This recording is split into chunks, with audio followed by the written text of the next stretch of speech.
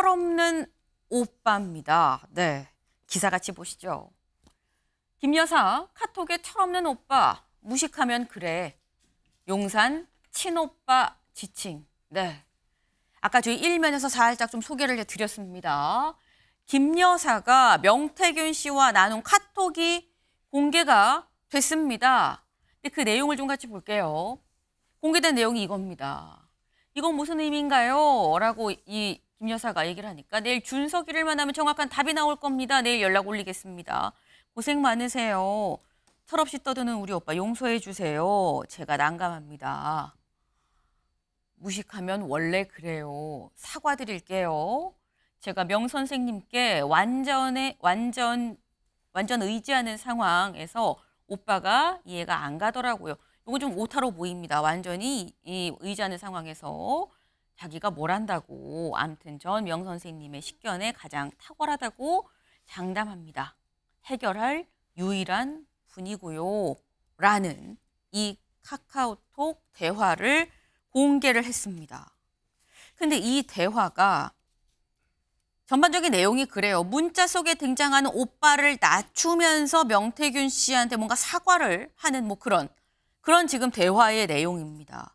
근데 그럼 여기서 드는 의문이 그거죠. 여기서 나오는 오빠가 누구냐. 여기에 대해서 아까 제목으로도 나와죠. 대통령실은 뭐라고 얘기를 했느냐. 이 대화에 등장한 오빠는 대통령이 아니라 김 여사의 친오빠다라고 얘기를 했습니다. 당시 묻자는 대통령 입당 전에 사적으로 나눈 대화다라고 얘기를 했습니다. 이게 지금 여기서 나오는 오빠는 김 여사의 진짜 친오빠를 얘기를 한 거고 이때는 뭐 입당도 하기 전이었다. 그냥 당시 사인으로서 얘기를 한 거다라고 지금 얘기를 했어요. 근데 오늘 만평이 뭐가 나왔느냐. 만평까지 좀 보시죠. 네, 오늘 만평이 이겁니다. 지금 윤 대통령이 서 있죠. 허허벌판에 윤 대통령이 서 있습니다. 그리고 뭘까? 머리를 툭 치고 지나갔어요. 갔는데 아마도 이 휴대전화인 것 같은데 명태균 카톡 철없이 떠드는 우리 오빠를 얘기를 하는 거겠죠. 제목이 동네 방네입니다. 네.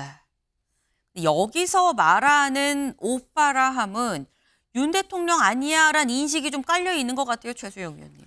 뭐 사실 야권에서도 그렇고 이제 많은 사람들이 윤 대통령을 지칭하는 것 아니겠느냐라고 얘기를 하는데 대통령실의 프레스 가이드 PG는 대통령이 아니라 친오빠다 얘기를 했습니다. 네. 저는 뭐 대통령실의 해명을 믿습니다. 왜냐하면 사실관계를 어느 정도 확인하고 얘기를 냈겠죠. 근데 이제 여기서도 저도 석연치 않은 대목은 그겁니다. 이준석 대표, 그러니까 준석이라고 얘기하는 사람은 이준석 이게 대표겠죠. 의원이겠죠. 네. 근데 친오빠에 대해서 왜 이준석 의원이 등장하는가? 이거는 조금 제가 좀 납득이 안 가는 대목이에요. 제가 타임라인을 잠깐 살펴보면은 이제 그 6월 29일 날 윤 대통령이 대선 도전을 선언합니다. 그리고 이제 7월 25일 날 이제 이 대표의 갈등 때문에 이제 치맥 회동을 하고 7월 30일 날 드디어 입당을 합니다. 제가 보기에 이 카톡은 7월 1일에서 7월 29일 사이 그 어간에 있을 거라고 추산이 됩니다. 자, 그렇다면 그때 이제 어떤 일이 있었냐면은 이제 윤 대통령을 둘러싸고 이제 이른바 윤 대통령을 따르는 친윤과 이준석 대표 쪽을 또 그러니까 말하자면 옹호하는 사람들의 여러 가지 탄핵을 두고 이제 공방이 갑론을박이 오갈 때였거든요. 그렇게 추론해 본다 그러면은 당시에 그럼 친오빠가 여기에 이런 어떤 의사결정 구조에 개입을 했다는 건지 그것은 물론 이제 입당하기 전이니까 사인 간의 대화, 가족 간의 모임이었다 하더라도 이 부분도 앞으로는 조금 논란이 될 수 있겠다 싶어서 대통령실에 어쨌든 저는 그 입장과 해명을 믿습니다만은 이 어떤 정치의 영역에서 실제로는 사실이 중요한 게 아니라 대중이 어떻게 인식하느냐가 중요한 거거든요. 그런 측면에서 앞으로의 대통령실 해명이 얼만큼 더 일관성을 갖고 쭉 나올 수 있을지 여부가 저는 관건이 될 거라고 생각합니다. 일단 대통령실이 이거는 윤 대통령이 아니라 친오빠를 얘기를 하는 거다라고 얘기를 한 부분은 믿는다. 다만 여기에 대해서 추가적으로 나오는 얘기들이 실제 왜 친오빠가 이 대화에 등장을 했는지 여부가 같이 좀 설명이 되긴 돼야 될 것 같다라는 취지의 말씀을 하셨어요. 근데 일단 또 그런 얘기도 있습니다. 일단 그 오빠가 어떤 오빠를 칭하든지 간에 일단 이 카톡이 김 여사와 명태균 사이에 오간 대화, 카톡 대화라는 걸 대통령실에 이건 친오빠예요라는 입장 표명으로 뭔가 확인이 됐다. 근데 그럼 김기영 대변인님. 네. 지금 문자 내용으로 보면 두 사람이 굉장히 가까워 보이거든요. 그리고 김 여사가 뭔가 좀 더 요청을 하는 듯한 이런 모습이다. 많이 의지합니다라고도 얘기를 했어요. 근데 이렇게 되면 사람들이 그동안 명태균 씨 얘기가 다 허풍인 줄 알았고 뭐 맨날 전화하는 거 허풍인 줄 알았는데 좀 가깝긴 가까웠나? 라고 생각할 수도 있는 거거든요. 그 명태균 씨가 그 언론을 대하는 방식 네. 굉장히 어떻게 보면 비상합니다. 뭐냐면 본질은 어떻게 보면 사람들 관심사는 오빠가 누구냐에 돼 있지만 이분이 이거에 대해서 기자들이 취재를 했을 때 네. 친오빠가 맞다고 했다. 그 위에 또 말을 번복하고 왔다 갔다 했습니다. 근데 본질은 인상을 주는 거죠. 그리고 김건희 여사가 굉장히 매여 있다. 그런 느낌을 충분히 줍니다. 근데 이제 제가 드리고 싶은 말씀은 뭐냐면 제가 이제 이 대통령실의 어떤 입장을 듣고서 제가 좀 연락을 해봤습니다. 그래서 네. 알아보니까 제가 얘기를 했어요. 이게 네. 친오빠가 아니면 대통령실이 앞으로 어떤 입장을 내든지 간에 이게 굉장히 하나의 어떤 기준점이 되기 때문에 이건 네. 문제다. 확실히 확인을 했느냐 했더니 확인을 했다고 얘기를 합니다. 그래서 네. 제가 들은 바로는 뭐냐면 명태균 씨가 사람들한테 접근하는 방식이 뭐냐면 내가 누굴 만들었다. 오세훈도 만들었다. 김종인 전 비대위원장과 친하다. 네. 뭐 이준석도 만들었다. 이렇게 얘기를 하잖아요. 네. 그럴 때 어떤 사람이 들었을 때는 이게 굉장히 허풍이지 않습니까? 근데 친오빠하고 김건희 여사가 있는 사이에서 그런 얘기를 했다는 거고 저도 총선을 뛰었지만 선거를 했을 때 공식적인 어떤 캠프가 꾸려지기 전에 네. 도움을 받을 수 있는 겁니다. 근데 코바나 컨텐츠 사무실에 갔을 때 있었다는 거예요. 명태균 씨가 찾아갔을 때. 근데 자기가 막 그런 얘기를 하니까 친오빠가 이건 너무 좀 그런 거 아니냐 그러면서 약간 믿을 수 없다는 표정을 그런 발언을 했다는 거예요. 그러니까 명태균 씨 입장에서는 기분이 나쁜 거죠. 네. 그리고 그 시점이 어떤 시점이냐면 김종인 전 위원장과 이준석 당대표 그 시절의 관계를 잘 하고자 하는 것들이 김건희 여사의 어떤 바람이었습니다. 네. 그런데 그 사이에서 뭔가 역할을 할 수 있다는 그 명태균 씨에 대한 마음이 저쪽으로 가면 안 되잖아요. 그렇기 때문에 이거에 대해서 한 거거든요. 그리고 제가 이제 1호차 수행을 했기 때문에 네. 제가 이분이 말하는 것에서 좀 이해가 안 되는 게 뭐냐면 1호차람은 윤 네, 대통령 후보가 당시 후보가 그렇습니다. 차를 후보. 말하는 거죠. 제가 수행을 했기 때문에 항상 근거리에서 있었고 지방 일정을 많이 다녔습니다. 근데 김건희 여사가 대통령에 대해서 그 당시 후보에 대해서 네. 오빠라는 칭하지 않습니다. 그러니까 우리 아저씨 혹은 우리 후보님 그다음에 우리 총장님 뭐 네. 이런 식으로 얘기하거든요. 그리고 이 얘기는 명태균 씨도 네. 오빠라고 하지 않는다고 본인이 얘기를 했었어요. 예전에. 그래서 저는 믿을 수 없고 또 하나는 이게 보면 이제 매일매일 했다는 거 아닙니까? 스피커폰으로. 전화를. 네, 6개월 동안. 네. 근데 그게 말이 안 맞는 게 지역 일정이 엄청 많습니다. 1박 2일 정도 많습니다. 네. 그러면 두 분이 어떻게 지방에 갔는데 동시에 스피커폰으로 합니까? 그러니까 이분이 말하는 거를 하나하나 뜯어보면 말을 네. 들었을 땐 굉장히 그래? 그렇지만 디테일로 들어가 보면 네. 말이 안 맞는 게 너무 많습니다. 네. 지금 굉장히 조목조목 이건 이렇고요, 저건 저렇고요. 제가 취재를 해봤는데 봤더니 실제로 김 여사의 친오빠임을 확인을 하고 대통령실에서 입장을 냈더라라는 말씀이에요. 그리고 당시의 상황, 코바나 컨텐츠로 명태균 씨가 찾아갔을 때 친오빠가 좀 뭐 이상한데라는 그런 취지의 뭐 어떤 뉘앙스, 입장을 좀 내비치니까 그거에 대해서 미안하다라는 얘기를 한 거다라고 당시의 상황 설명까지 지금 같이 해주셨습니다. 근데 사실 우리가 이 대화를 봤을 때 대화 안에 지금 명태균 그리고 김 여사가 있고 또 한 명이 있죠. 준석이라고 표현이 되는 당시 이준석 의원, 당시 이준석 대표가 등장을 합니다. 내일 준석이 만나면이라고 얘기를 하죠. 그럼 다음 날 이준석 대표를 만나는 시점이었다는 거야? 그렇다면 이날인가 싶습니다. 영상으로 확인해 보시죠.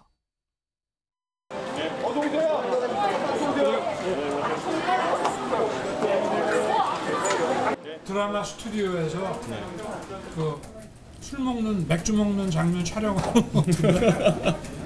그런데 이게 아마 나중에 선거 때 되면 이거 한 10배 인원은 모으실 생각하셔야 될 겁니다.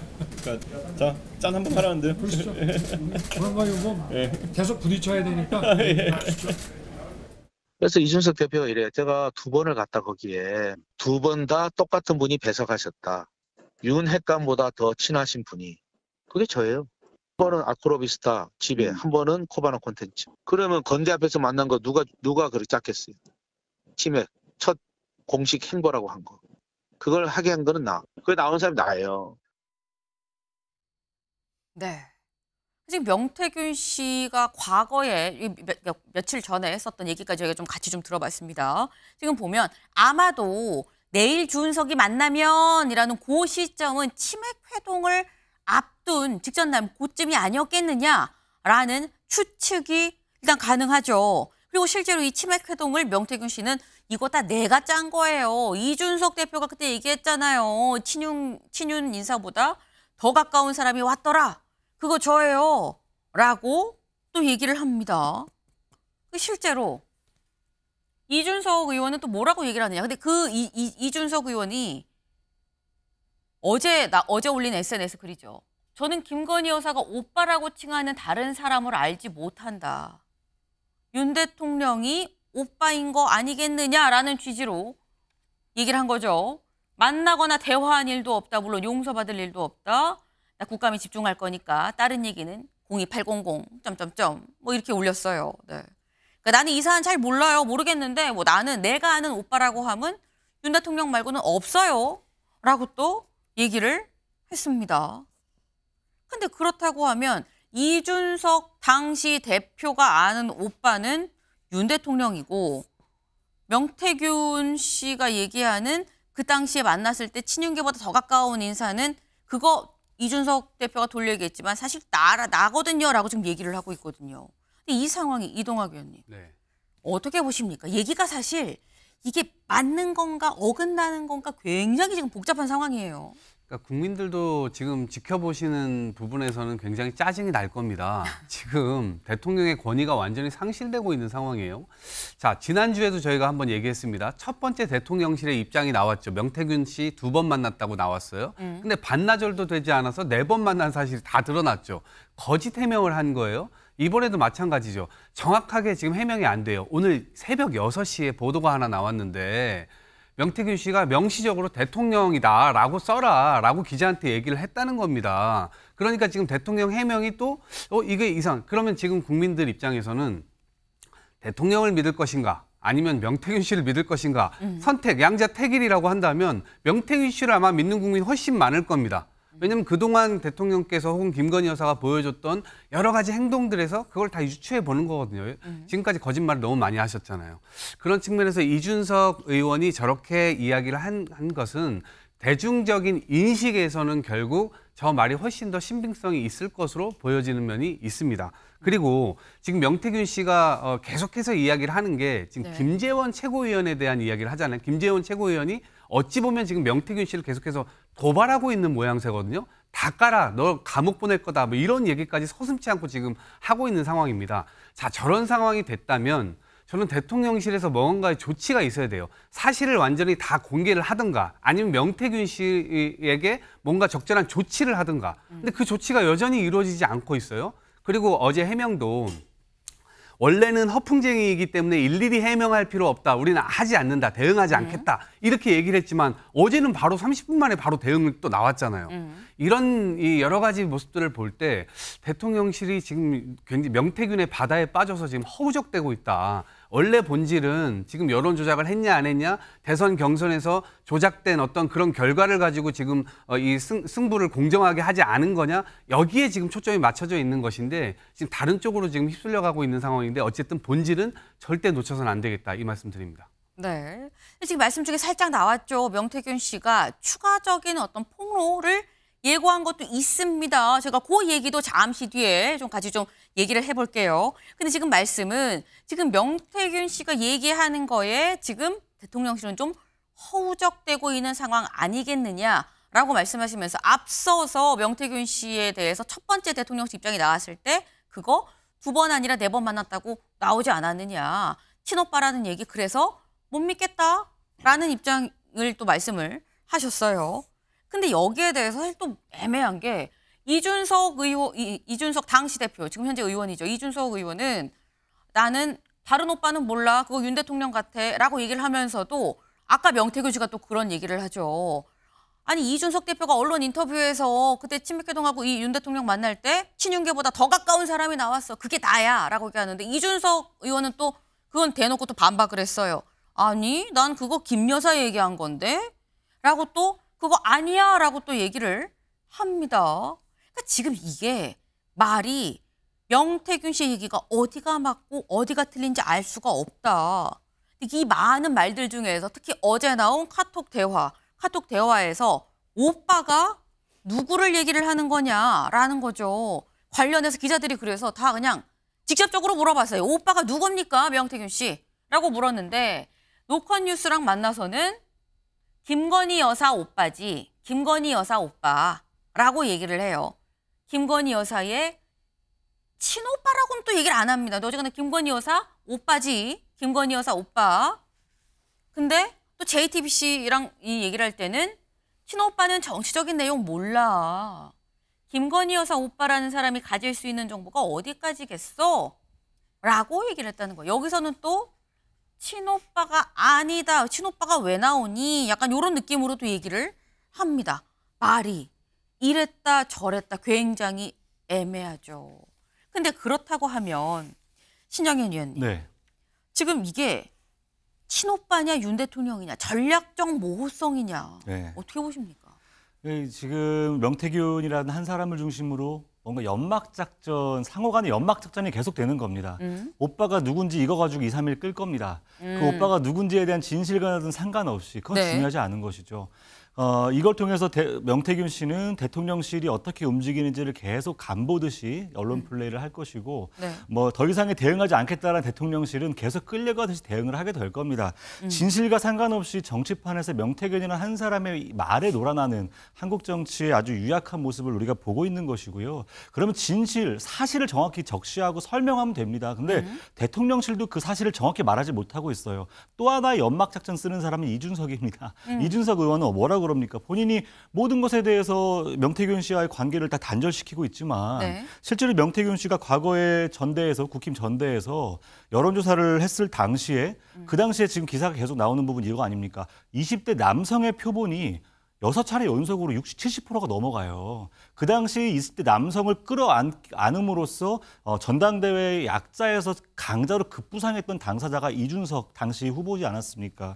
그러면은 여성은 30% 미만으로 남성 표본을 70% 넘게 했던 여론조사를 통해서 당 내의 어떤 여론의 전환을 끌어냈던 여러 가지 도움을 받았던 그러한 차원에서의 이준석 의원은 이 부분에 대해서 해명을 해야 되거든요. 단지 이거 근거 뭐냐? 갖고 와봐라. 이런 식의 이야기만 하고 있습니다. 결과적으로는 이 연막 속에서 국민들은 진실이 뭔지 모르는 것이고요. 정치 기술을 부리는 사람들 사이에 어떤 공방 속에서 여전히 국민들이 우리 정치 그럼 어디로 가는 거야? 라고 물어봤을 때 누구도 답을 명쾌히 해내지 못하는 그야말로 참담한 정치의 현실이 바로 지금 요 며칠 상간에 이루어지고 있다. 이렇게 저는 보여집니다. 네. 아마도 오빠가 누구냐 이걸 가지고 며칠은 또 써먹지 않겠느냐라고 말씀하셨는데 조금 전에 이 언론에 공개된 이 명태균 씨와 언론과의 통화 내용을 보면 다시 한번 CBS에서 또 물어요. 이 오빠가 누굽니까? 라고 얘기를 하니까 명태균 씨가 기억이 안 나요. 내가 이 카톡 캡처가 한 2,000장 되는데 그거 어떻게 기억합니까? 라고 얘기를 했다고 해요. 그러면서도 또 뭐라고 얘기를 하느냐? 여사가 왜 그랬는지 설명하면 뒤집어질 거다라고 얘기를 했다고 합니다. 근데 그러면서 또 추가로 얘기한 게 정진석 비서실장이 신중하게 말해달라라고 문자를 보냈다. 그래서 내가 정 실장한테 전화를 했는데 정 실장이 전화를 안 받아서 나도 문자를 보냈다라고 얘기를 합니다. 김기행 대변인님. 네. 비서실장이 직접 명태균 씨한테 문자를 보냈다라는 거예요. 그래서 자기가 내가 그래서 문자 말고 전화로 했는데 전화 안 받아서 내가 다시 정 실장한테 문자로 넣었어요라고 얘기를 하는데 이 사안에 대해서 사실 뭐 당시 공식 루트를 사실 따져본다고 하면은 대응하는 뭐 홍보 수석실도 있고요. 다 있는데 비서실장이 직접 나서서 연락을 합니까? 제가 볼 때는 뭐 이례적일 수 있습니다. 네. 이례적일 수 있는데 저는 이제 이 사안을 보면서 명태균 씨, 제가 앞서 말씀드린 그때 만남에서 네. 그 친오빠라는 사람이 명태균 씨에 대해서 약간 믿을 수 없다고 얘기한 부분, 그 부분에 대해서 JTBC에 대해서 저는 저 워딩이 정치적인 내용을 잘 몰라 친오빠가 뭐라고 하든 애써 뭔가 그 사람이 뭐라고 했던 간에 상관이 없다. 네. 그런 쪽으로 해석될 여지가 분명히 있다고 보고요. 저는 저 흐름에. 그리고 이분이 어떤 얘기를 하고 나서 반응이 소위 말해서 격하게 반응이 오면 네. 그거에 대해서 한 발 뺍니다. 농담이었다고 얘기를 하는데 어제 또 뭐라고 얘기했냐면 오래돼서 기억이 안 나는데 네. 김건희 친오빠라고 한 건 파장이 커질까 봐 그랬다. 그런 식으로 얘기한 거거든요. 그러니까 네. 기억이 잘 안 난대요, 또. 본인이 캡처해서 올렸는데 네. 그거에 대해서 애매하게 또 기억이 안 난다고 하고 문제가 커지니까 또 농담이라고 합니다. 그러니까 어떤 사안에 대해서 이 사람의 가장 기본적인 입장이 뭐냐? 검찰 수사를 받고 있습니다. 네. 근데 이 수사를 받고 있는 데서 자기의 어떤 메시지나 어떤 문자나 그런 걸 통해서 도움을 달라고 하는 것일 수도 있고 일종의 협박을 하는 수도 있거든요. 네. 그렇기 때문에 이 사람의 주장에 대해서 하나 이렇게 따져가는 것보다는 전체적인 흐름 속에서 파악해 보는 게 저는 맞다고 보고 저는 그렇습니다. 이 사람이 주장하는 게 만약에 윤석열 대통령이 맞다고 하면 그와 관련된 것들을 공개하면 됩니다. 근데 그러지 않은 상태에서 중의적으로 친오빠인지 대통령이 애매하게 하고 또 질문을 했을 땐 얘기했다가 또 농담이라 얘기하는 거는 국민들을 우롱하는 처사다. 그렇게 생각합니다. 네. 지금 말씀은 명태균 씨가 명확한 게 있으면 그거를 제시하면 되는 건데 왜 자꾸 변죽만 울리면서 뺑뺑 돌고 있느냐. 말을 믿을 수가 없다라고 말씀을 하셨어요. 그래서 말씀하신 게 대통령실 일단 친오빠라고 얘기를 했습니다. 그럼 친오빠가 맞다고 하면 근데 친오빠가 맞는 것도 문제다라고 민주당에서도 얘기를 해요. 전용기 의원이 뭐라고 얘기를 했느냐. 친오빠라면 문제가 생길 수 있는 지점이 더 많은 거 아니냐라고 얘기를 합니다. 선거 과정 중에 이준석 대표랑 친오빠를 묶는다든지 하는 내용들은 새로운 논란을 나올 수 있는 지점이라 이건 좀 대통령실이 좀 해명하는데 성급했던 거 아닌가? 라고 얘기를 해요. 실제로 오늘 조간에 이런 기사가 나옵니다. 김 여사 카톡 속 오빠, 친오빠라면 정치 개입 논란 부를 듯. 네, 최수영 위원님. 네. 친오빠가 이준석 대표랑 만나는데 왜 개입하냐라는 질문이 나올 수 있다는 것 같습니다. 근데 저는 민주당의 얘기나 지금 언론의 지적이 이제 뭐 친오빠가 굉장히 이제 어떤 공적인 역할을 했다고 이렇게 전제를 하고 얘기를 하는 것 같은데 사실과는 다르잖아요. 왜냐하면 선거가 있을 때 제가 아까 타임라인을 말씀드린 이유가 네. 공식 입당하기 전이었단 말이에요. 그러니까 그쵸? 그건 개인 자격이었습니다. 그러니까 대한민국 누구나 대통령 출마할 수 있는 것 아닙니까? 40세 네. 이상이면은. 그러니까 그걸 하고 이제 공식적으로 당에 입당하기 전에 제가 아까 타임라인을 7월 1일에서 7월 29일이라고 말씀드린 거. 자, 그때 친오빠가 개입이 됐다고 쳐요. 원래 선거를 하기 위해서는 원래 가족들이 다 개입합니다. 그래서 실제 어떻게 할 건지, 그러면 우리가 이 비용을 어떻게 감당할 건지, 그걸 가족들이 다 회의하지 않으면 누구랑 회의합니까? 그리고 자기가 갖고 있는 식견과 어떤 전문성에서 조언을 합니다. 그렇기 네. 때문에 저는 이 문제를 가지고 친오빠의 개입 여부가 중요하다. 뭐 정치도 이게 뭐 일종의 말하자면은 개입 논란이 된다. 이거는 전 동의하지 않고 만일 대통령 취임 이후에 그랬다면 그건 문제가 되겠죠. 그래서 저는 민주당이 조금 더 빌드업하는 과정이라고 보는데 다만 저는 대통령실의 해명이 지금 여러 가지 우리 김기영 대변인 설명을 잘 해주셨는데 어쨌든 저는 그래요. 이게 눈이 올 때마다 계속 쓰르면은 그게 뭐 대응이 되겠습니까? 잘 있다가 한 번에 이렇게 치워줘야 되는데 대통령실의 해명이나 이게 물론 제한적인 정보 때문에 그렇겠지만 원래 우리가 수프를 떠먹을 때는 수저로 딱 떠먹어야지 입에 들어가는데 이게 포크로 떠먹으면 어떻게 됐어요? 줄줄 새잖아요. 그래서 저는 그런 점에서 이른바 지금 그래서 정진석 실장의 지금 전화도 논란이 지금 이제 이슈가 되는 것 같은데 네. 어찌됐건 해명은 깔끔하고 완전 완벽하게 좀 총체적으로 종합적으로 이렇게 했으면 좋은데 이렇게 선별적으로 사안별로 즉자적 대응하다 보면 조금 문제가 있을 수도 있지 않느냐는 그런 말씀을 드립니다. 네, 저희가 여기 말씀드린 내용 중에 좀 정정할 부분이 있어서 말씀드립니다. 정진석 실장이 문자를 보낸 게 아닙니다. 그게 아니라 명태균 씨가 정진석 실장한테 연락을 했다라는 거예요. 자기가 실장이랑 연락을 좀 하고 싶은데 전화도 안 받고 문자도 안 받고 굉장히 다릅니다. 분명히 좀 정정을 드려요. 정진석 실장이 전화한 게 절대 아니다. 네. 명태균 씨가 비서실장하고 얘기를 자꾸 하려고 시도를 하고 있다라는 점, 요 점 다시 한번 말씀을 드립니다. 네. 근데 지금 상황이 지금 말씀은 입당하기 전이었기 때문에 정치활동 전이니까 그때는 뭐 주변에 정치를 할 건지 말 건지 하면 뭐 얼마큼 돈이 들어갈지 주변 가족들, 지인들이 보통 붙어서 도와주고 같이 얘기를 하는데 그랬던 사안으로 보면 친오빠라고 해도 이상한 게 아니지 않느냐라는 말씀입니다. 근데 이 카톡이 공개되고 어제 국감장에서도 한바탕 또 난리가 났습니다. 어제 모습 같이 보고 오시죠. 예, 누구랑 카톡을 주고받는 겁니까? 조용히 하세요. 끼어들지 마시고. 자, 그러면 내가 할게요. 김건희 여사하고 명태균 씨가 주고받는 카톡 내용이에요. 김건희 여사와 명태균 씨가 비밀리에 주고받던 카톡이 왜 나오는 겁니까? 카톡의 진짜 중요한 부분이 바로 여기입니다.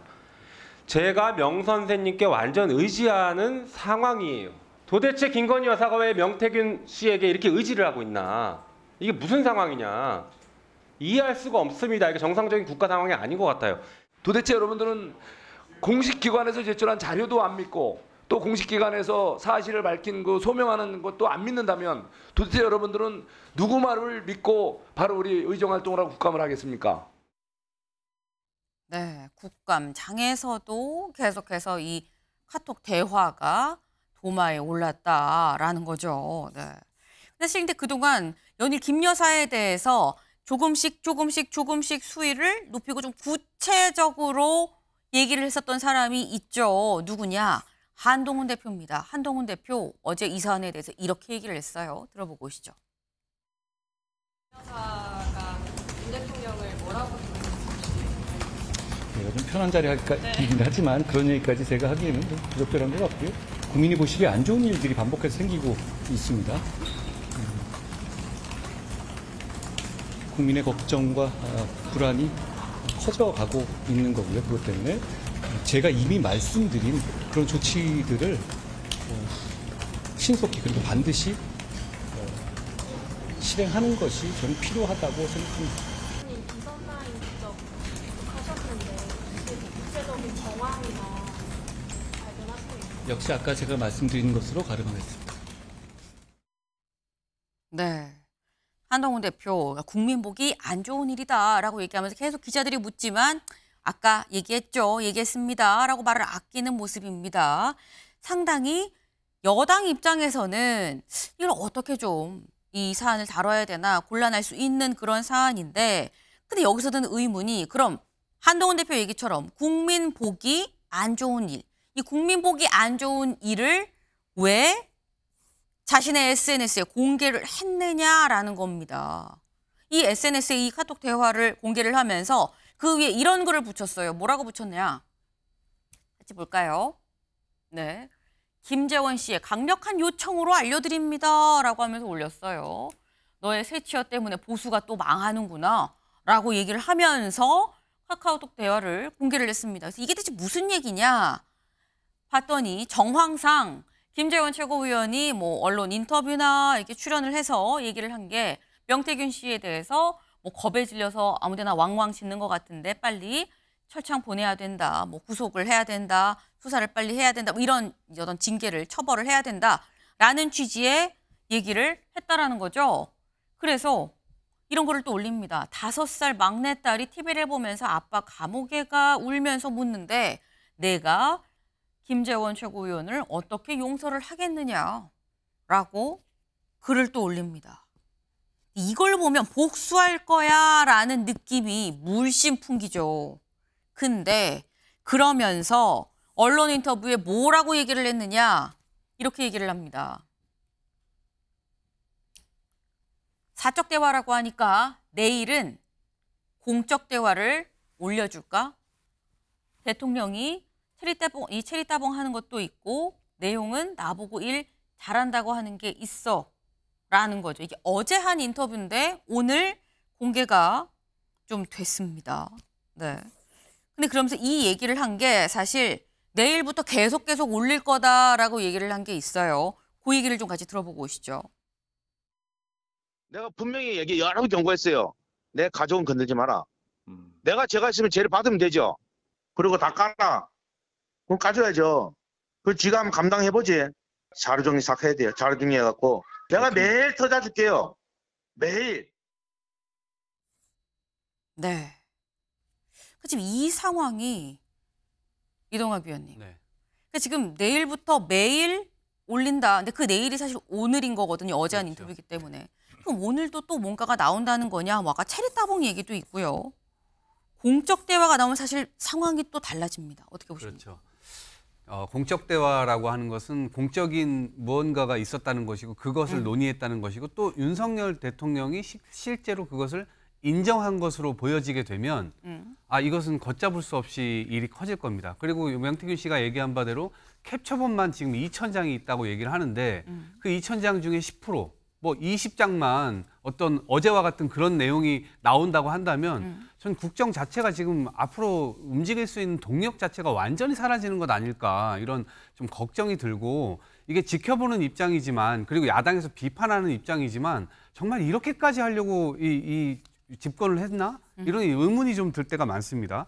그리고 한동훈 대표가 지금 어찌 보면 지금 민심을 좀 반영해서 이야기를 하고 있는 게 있잖아요. 지금 이 사건의 본질은 명태균 씨와 친했냐 안 했냐 이런 게 중요한 게 아니고요. 실제 비선 라인이 움직였냐 그리고 그런 비선들과 공적인 일을 했냐 그리고 김건희 여사가 어떠한 자격도 없는데 국정에서 도대체 5만 군데를 돌아다니면서 왜 이런 영향력을 끼치냐. 심지어 무슨 오빠까지 있었다, 친오빠까지 있었다고 하면 외척 세력이 도대체 왜 이 국정에 이렇게까지 개입을 하는 건지 이러한 부분에 대해서 지금 설명이 잘 안 되는 겁니다.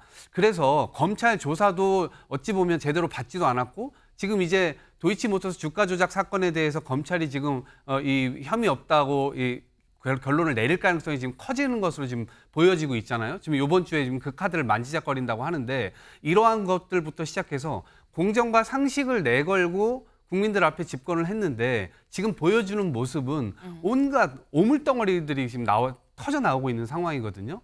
이런 상황에서 볼 때 명태균 씨가 앞으로 오늘부터 또 하나씩 이게 하게 되면 걷잡을 수 없이 커질 겁니다. 이것은 단순히 이번 윤석열 대통령과 김건희 이 두 분만의 불행이 아니고 국민들의 불행으로 연결되기 때문에 저희들이 계속해서 이 얘기를 하는 겁니다. 김건희 여사 이선 후퇴시키고 그리고 처벌받게 하고 많이는 평등하게 이야기를 해야 되지 않습니까? 이 법치주의라고 얘기를 했다면.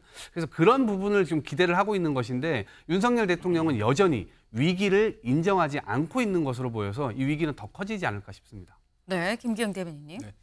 이게 보면 지금 어떻게 보면 본인이 얘기하지 않습니까? 지금 사적 대화라고 규정하면서 공적 대화를 공개하겠다고 하면 네. 공적 대화에 공개되는 수준을 보고 사실관계를 알아보고 그 다음에 비판을 하거나 문제 제기를 하면 됩니다. 근데 지금 저는 안타까운 게 뭐냐면 명태균 씨가 얘기를 했어요. 자기가 서울 재보궐선거 때 네. 15일 동안 국민도 속이고 언론도 속였다고 합니다. 뭔가 좀 얘기하면 저도 뭐 언론에 있기 때문에 뭐 인터뷰를 하게 되고 그쪽에 클로스 체킹해가지고 검증해서 보도하기는 쉽지 않습니까? 우선은 인터뷰를 했으면 단독 따라서 나가는 겁니다. 근데 그 말에 따라서 언론도 그렇고 그다음에 야당도 그렇고 지금 나온 팩트가 과연 뭐냐? 김건희 여사나 오빠가 과연 공적 영역에 있어서 관여를 했느냐는 안 나왔습니다. 그리고 제가 앞서 말씀드렸지만 이분이 진짜 당당하다면 네. 다 한 번에 공개하면 됩니다. 근데 공개하는 것마다 소위 말해서 이렇게 해석할 수도 있고 저렇게 해석할 수도 있고 심지어 농담이라고 하고 있고 이걸 관련해서 이 사람의 말에 대해서 집권 여당이 아니라 야당이 192석의 야당이 그렇게 하나하나 하면서 이 사람 말을 다 맞다고 얘기하는 거 그거는 좀 문제 아닐까 네. 싶습니다. 공적 영역에 개입했다는 게 드러나지 않았는데 왜 드러났다고 전제를 하고 얘기를 하느냐라는 건데 신 의원님 짧게. 네. 아니, 공적 영역에 드러나고 안 드러나고 상관없이 현재까지 드러난 정황만으로도 공적인 문제가 될 만한 게 너무 많아요. 2022년 대선 직전에 2월, 3월 26차례 여론조사가 나왔고 조작된 여론의 결과를 가지고 당 내 여론이 호도될 수 있는 정황들이 드러났고 그 3.6억 원의 3억 6천만 원의 그 여론조사 비용 대신 김영선 전 의원이 공천됐다라는 의혹에 지금 세간을 파다하게 떠들고 있지 않습니까? 이러한 내용만으로도 대한민국 민주주의의 엄청난 위기를 몰고 들어온 것이 당사자가 현재 김건희 여사와 명태균 씨 거기에 혹시 이 사실을 인지했는지 여부에 따라 윤석열 대통령도 거기에 심각한 피의자가 될 수 있는 것입니다. 중요한 건 오빠냐 아니냐가 아니고요. 이 문제의 본질에 대해서 대통령실이 단 한마디도 해명을 하지 못하고 있다는 거 이것이야말로 공적 대화 여부와 상관없이 심각한 위기를 초래하고 있는 국면이다. 아무 말도 하지 않으면 말하지 않는 그 사람이 범인인 것입니다. 네, 의혹이 많기 때문에 이 많은 의혹들 때문에 알아볼 필요가 있는 거 아니겠느냐라는 또 말씀이었습니다. 논란이 오늘 더 커질 것 같다라는 생각이 드네요.